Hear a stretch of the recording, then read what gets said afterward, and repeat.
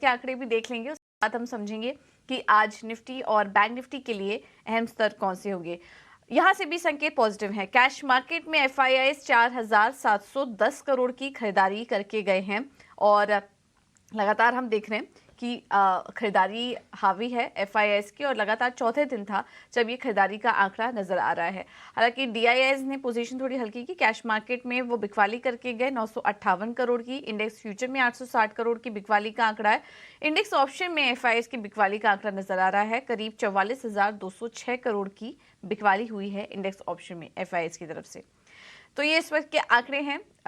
इनको देखते हुए एक बार समझ लेते हैं कि आज के लिए निफ्टी और बैंक निफ्टी के लिए इंपॉर्टेंट लेवल्स कौन से होंगे। समझाने के लिए हमारे साथ डिम्पी काबरा जुड़ चुके हैं फोन लाइन पर।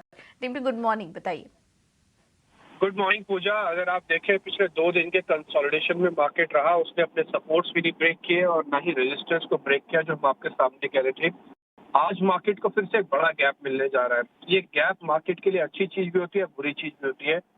बुरी चीज इस लिहाज से है कि आपकी अपॉर्चुनिटी लॉस्ट हो जाती है, क्योंकि मान लीजिए 150 से 200 पॉइंट आप ऊपर खुले तो आप क्या कमाएंगे।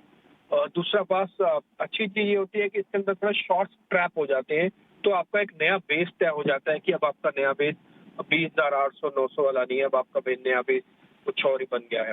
तो कुल मिला के मार्केट्स के लिए अच्छी चीज है, लेकिन गैप के बाद बाजार के थोड़े चलने के चांसेस कम लग रहे हैं।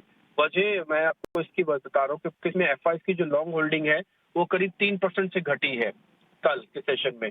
और दूसरा आप देख पा रहे हो कि ज्यादातर सेगमेंट कैश को छोड़ के एफआई के ज्यादातर सेगमेंट में बिकवाली है। एक और चीज, ये ग्लोबल मार्केट की हेल्प से आज हम गैप ले रहे हैं, ना कि डोमेस्टिक मार्केट की हेल्प से। तो इसलिए डोमेस्टिक मार्केट एक बार ग्लोबल मार्केट की वजह से खुल तो जाएगा ऊपर, लेकिन फिर वो अपने ही लेवल्स में अंदर आके ट्रेड करने लगेगा। इसलिए गैप तो एंजॉय कीजिए जिनके पास ट्रेलिंग निफ्टी बैंक निफ्टी खड़ी हुई है, लेकिन जिनको लेना उनको जरूर रुकना चाहिए। एक तो उनका रिस्क रिवॉर्ड खराब हो जाएगा गैप के खुलने के बाद, और दूसरा थोड़ा भी मार्केट के अंदर पोजीशनिंग हो रही है तो थोड़ा रुक के उनको ट्रेड करना चाहिए। और इंडाइसिस के अंदर बहुत ज्यादा पैसा अभी बनेगा भी नहीं जल्दी जल्दी। ऑप्शंस वालों को आज फिर से गैप खुलने के बाद अच्छे प्रीमियम स्टार्टिंग में मिल जाएंगे, इसलिए थोड़े आर्टिफिशियल काइंड ऑफ प्रीमियम्स होंगे। रुक जाना। आज निफ्टी की वीकली एक्सपायरी है, बैंक निफ्टी ने कल अपने आप को एक्सपायर किया है वीकली बेसिस पर। तो आज फिर से आपको स्टॉक स्पेसिफिक चुनाव करना है। थोड़े बड़े शेयर यानी कि इंडाइसिस के जो बड़े शेयर्स है ना, वहाँ पे ध्यान रखिएगा, क्योंकि एफआई टिपिकली अभी भी 57-58% लॉन्ग के आसपास खड़े हैं। तो शायद वो अभी इतनी जल्दी जल्दी जाएंगे नहीं और कुछ बड़े शेयर्स में और तेजी आपको देखने को मिल सकती है। सिलेक्शन बहुत इंपॉर्टेंट है, उसी के बेसिस पर आप ध्यान रखिए। ऑटोज में काफी अच्छी पोजीशनिंग हुई है। आईटी पे भी जल्दी जल्दी ट्रस्ट ना करें, भले यूएस मार्केट के अंदर तेज है, क्योंकि 4-5 बार आपको आईटी डिस्टर्ब कर चुका है।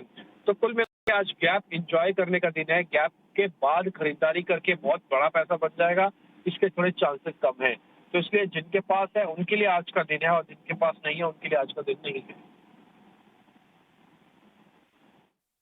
बिल्कुल, बहुत बहुत शुक्रिया डिम्पी आपका ये जानकारी देने के लिए। तो अगर समअप करें तो फ्रेश एंट्री की गलती ना करें, रिस्क रिवॉर्ड अच्छा नहीं है। जिनके पास है वो आज बाजार की तेजी इंजॉय करें। गैप अप ओपनिंग हो सकती है, स्टॉप लॉस अपने ट्रेल करते रहिए। ऑप्शन ट्रेडर्स अभी फिलहाल दूर रहें और स्टॉक स्पेसिफिक रणनीति अपना के चले। स्पेशली इस वक्त लार्ज कैप स्टॉक्स काफ़ी अच्छे नज़र आ रहे हैं, उस पर आप नज़र रखें। तो आज इंजॉय करिए बाजार की तेज़ी को। फ्रेश एंट्री लेने की सलाह फिलहाल नहीं दी जा रही है। चलिए अब आगे बढ़ते हैं और ऐसे में ट्रेड का करें इस मार्केट में, ये समझ लेते हैं। हमारे साथ मार्केट एक्सपर्ट भी जुड़ चुके हैं। एक्सिस सिक्योरिटी से राजेश पारवे इस वक्त हमारे साथ मौजूद हैं। Rajesh ji, thank you so much ET Now स्वदेश को समय देने के लिए। क्या करें आज निफ्टी और बैंक निफ्टी में, क्या कोई ट्रेड लेने की सलाह देंगे या फिर आज अवॉइड करें, और ऐसे में कौन से स्टॉक्स आज फोकस में रह सकते हैं? मॉर्निंग।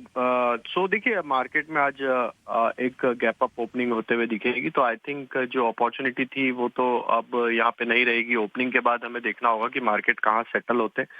हमें लगता है कि जिस तरीके से मोमेंटम बना, यस ये मोमेंटम फर्दर एक्सटेंड होते हुए भी दिखेगा आगे आने वाले दिनों में। तो बाय ऑन डिप्स की रणनीति तो रखनी ही है मार्केट में, और हमें लास्ट 2-3 ट्रेडिंग सेशन में देखने को भी मिली वो डिप्स, और जिन्होंने वो डिप को यूज किया होगा अपॉर्चुनिटी एज ए अपॉर्चुनिटी और बाय किया होगा, उनके लिए आज एक अच्छा गैप अप ओपनिंग है। तो ट्रेडर्स के लिए एक अच्छी अपॉर्चुनिटी रहेगी ओपनिंग में। अगर जिस तरीके से गिफ्ट निफ्टी इंडिकेट कर रही है, अगर वहाँ पे ओपन होता है 21,050, 21,200 के आसपास, तो शायद वहाँ पे थोड़ा प्रॉफिट बुक किया भी जा सकता है, क्योंकि कॉल कॉन्सेंट्रेशन अभी भी 21,200 के आसपास मैक्सिमम कॉल राइटर्स की पोजीशंस बनी हुई है।